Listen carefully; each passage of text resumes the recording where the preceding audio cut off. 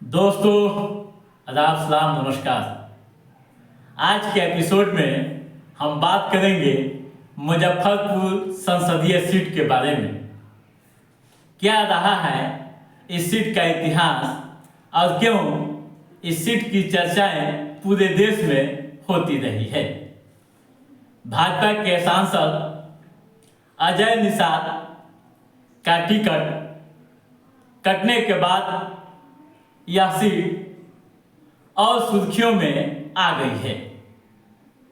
कैसे यहाँ के समीकरण समय समय पर बदलते रहे हैं और कभी दिग्गज नेता जॉर्ज फर्नांडिस यहाँ का प्रतिनिधित्व करते रहे हैं। हम इन तमाम बिंदुओं पर विस्तार से चर्चा करेंगे। दोस्तों, मुजफ्फरपुर संसदीय सीट से भाजपा ने इस बार वहां के सांसद अजय निषाद का टिकट काट दिया है।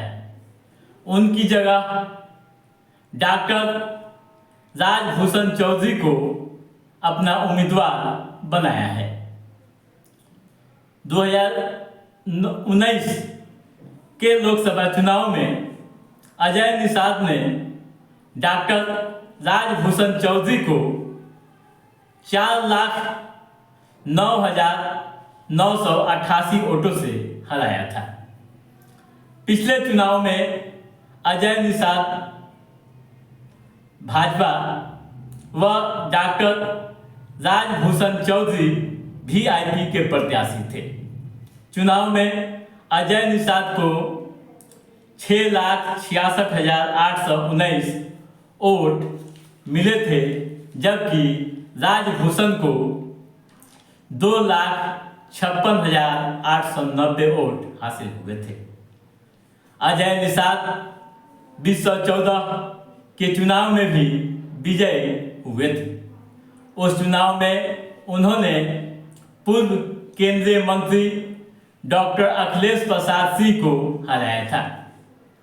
इससे पूर्व अजय निषाद 2005 में साहेबगंज विधानसभा से भाजपा के टिकट पर हार गए थे।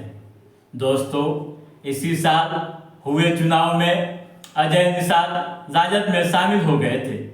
कुडनी विधानसभा सीट पर उन्होंने जदयू प्रत्याशी मनोज कुशवाहा को हराया था। अजय निषाद की पहल पर राजभूषण भाजपा में शामिल हुए थे। दोस्तों, बोचहा से वीआईपी के विधायक मुसाफिर पासवान के बाद 2022 में चुनाव हुए थे, जिसमें अजय निषाद ने पार्टी पर दबाव बनाकर इस सीट को भाजपा के पाले में करवाया था। चुनाव में दिवंगत विधायक के पुत्र अमर पासवान राजद में शामिल हो गए। उन्हें राजद ने अपना प्रत्याशी बनाया। वीआईपी ने इस सीट पर पूर्व मंत्री रमई राम की बेटी को प्रत्याशी बनाया था। अजय निषाद ने वीआईपी सुप्रीमो मुकेश सहनी को झटका देने के लिए डॉक्टर राजभूषण चौधरी को पहल कर भाजपा में शामिल कराया था। दोस्तों, हालांकि बोचहा उपचुनाव में राजद के अमर पासवान ने भाजपा की बेबी कुमारी को भारी अंतर से हरा दिया था। दोस्तों, वोटरों में नाराजगी बनी टिकट कटने का कारण। जो चर्चाएं हो रही है उस पर माने तो भाजपा को सांसद अजय निषाद के बारे में काफ़ी खराब फीडबैक मिल रही थी।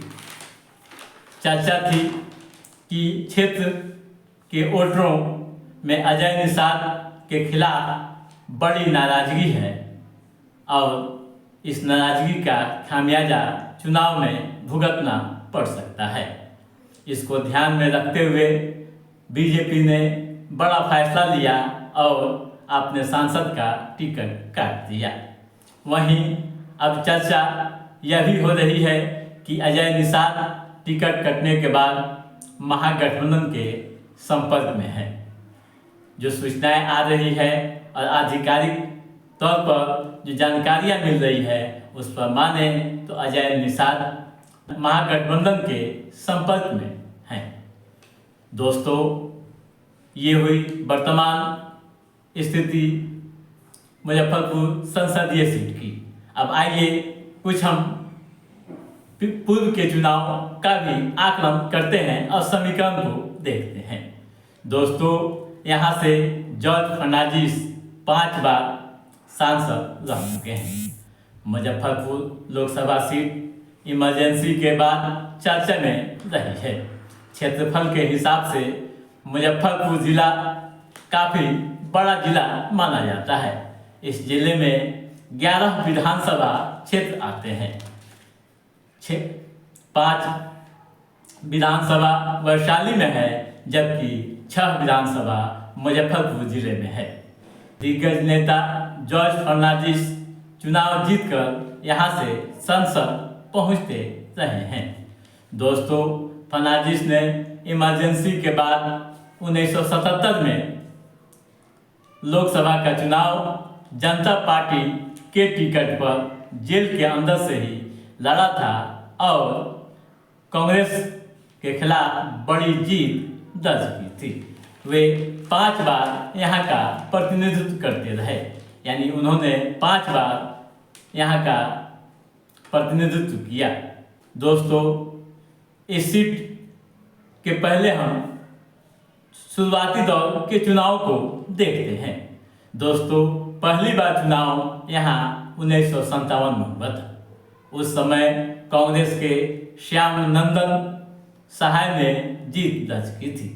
उसके बाद 1962 व 1967 में कांग्रेस के दिग्विजय नारायण सिंह भी जीते थे।